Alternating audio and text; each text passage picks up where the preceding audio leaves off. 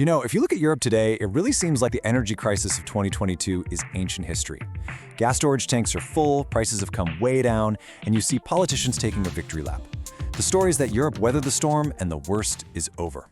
But what if that's not the whole story? What if that victory was just an illusion?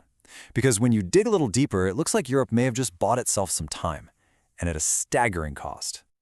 This quote right here, it absolutely hits the nail on the head. That frantic scramble for energy back in 2022, all the emergency deals, the rush to build new LNG terminals, those weren't really solutions. They were just incredibly expensive band-aids. Sure, they bought Europe some breathing room, but the deep underlying problems that caused the crisis in the first place, they haven't gone anywhere. In fact, you could argue they've actually gotten worse.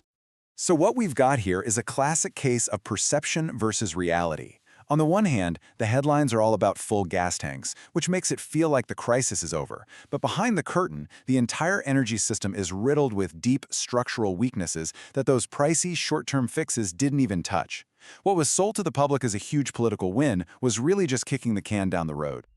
Okay, so to really get why another crisis isn't just a maybe, but, well, kind of probable, we need to look at the fault lines in Europe's energy foundation. And these aren't just temporary glitches.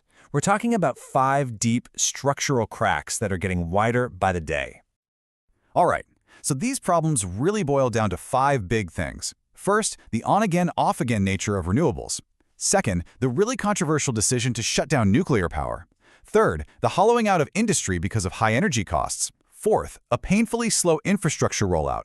And finally, a brand new and pretty dangerous dependency on China. Let's break each of these down one by one. The first crack is all about the challenge of renewables. The Germans have this fantastic word for it, Dunkelflaute, which means dark doldrums. This is that dreaded period when the wind just stops blowing and the sun isn't shining, and it often happens for weeks at a time during the coldest parts of winter, right when you need power the most. During a Dunkelflaute, renewable energy output can just fall off a cliff, leaving this massive hole in the power grid that has to be filled by something else. And that brings us to the second crack. Because right at the moment when Europe desperately needed more stable 24/7 carbon-free power to fill that Dunkelflaute gap, countries like Germany did the exact opposite.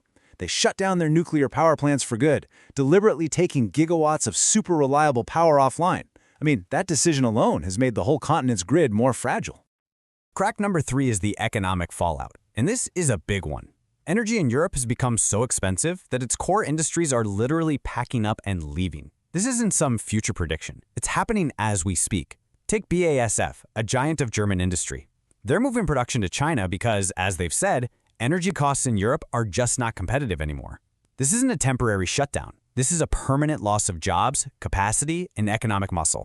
And the last 2 cracks? Well, they're kind of a double whammy.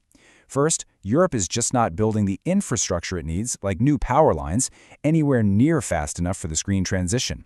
But even more worrying is that the very technology it's counting on, from solar panels to batteries to the minerals inside them, is almost all sourced from one single geopolitical rival, China.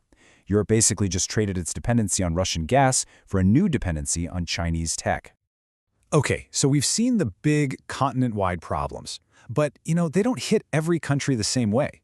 So let's zoom in a bit and look at a couple of Europe's biggest economies, where these structural cracks are really turning into gaping holes. And we have to start with Germany. For decades, right? It was the undisputed economic engine of Europe, a total model of industrial strength. But now, because of some key policy choices, that engine has sputtered out. It's become, well, you could argue it's the continent's single biggest energy liability. So how on earth did this happen? Well, it wasn't just one bad decision. It was a 1-2 punch that proved to be disastrous. First, they committed to shutting down all their nuclear power, getting rid of a key source of their own energy independence. And at the same time, they decided to double down on cheap natural gas from Russia to bridge the gap. This created a strategic dependency that was just brutally exposed in 2022. All right, next up, let's head over to Italy. As Europe's 3rd biggest economy, its stability is a huge deal for everyone, and yet its entire economic system is built on this incredibly shaky foundation, defined by an extreme reliance on energy imports, often from politically unstable places. Just let this number sink in for a moment. 90%. Over 90% of the natural gas that heats Italian homes and powers its world-famous factories is imported. A lot of it used to come from Russia, Now it comes from places like Algeria and Libya. For a G7 economy, that is not a secure position to be in. So we've seen the individual cracks. We've seen the vulnerable countries. Now let's do a little thought experiment. Let's imagine a scenario where all of these weaknesses get hit at the exact same time. And this isn't some far-fetched sci-fi movie plot. It's a very plausible, perfect storm that could happen before the end of this decade. So here's how it could go down. Step 1. A really bad winter hits. A long, brutal Dunkelflaute that just drains those gas reserves way faster than anyone thought. Then, at the same time, a conflict in the Middle East disrupts the flow of LNG ships that Europe now completely depends on. Step 3. China, seeing an opportunity, decides to restrict exports of solar panels and batteries, maybe citing national security. And then comes the knockout blow. One last, bitter cold snap arrives, making demand for power spike just as the supply has totally collapsed. The result? We're talking widespread, rolling blackouts across the continent. Now, a crisis of that scale wouldn't just stay in Europe, no way. We're talking about one of the world's biggest economic blocks here. A European collapse would set off a massive global domino effect. This isn't just their problem. It quickly becomes everyone's problem. So for the United States, what does it mean? Well, a desperate Europe starts bidding up global energy prices, so you're paying more at home. And that's not even mentioning the strategic nightmare of having your key allies so weak. For China, it's a bit of a mixed bag. They'd lose a massive market for their goods, but they'd also get a golden opportunity to buy up struggling European companies for pennies on the dollar. And for developing nations, it's a catastrophe. They'd be completely priced out of the energy they need to survive, leading to economic collapse and massive instability. But you know, maybe the biggest risk of all is this. Europe has positioned itself as the poster child for the green transition, right? The global champion. If that transition leads to economic ruin and social chaos, the political will for climate action around the world could just evaporate. The message sent to countries like India or Brazil would be crystal clear. Don't follow Europe's path. Look where it got them. It leads to disaster. So after looking at all of this, the source material leaves us with a really sobering final thought. The cracks in the foundation are real, the weak spots are obvious, and the chance of that perfect storm, it's growing.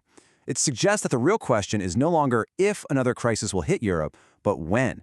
And then it turns that question back on all of us. What does it mean to be prepared for a world where the lights in Europe could go out all over again?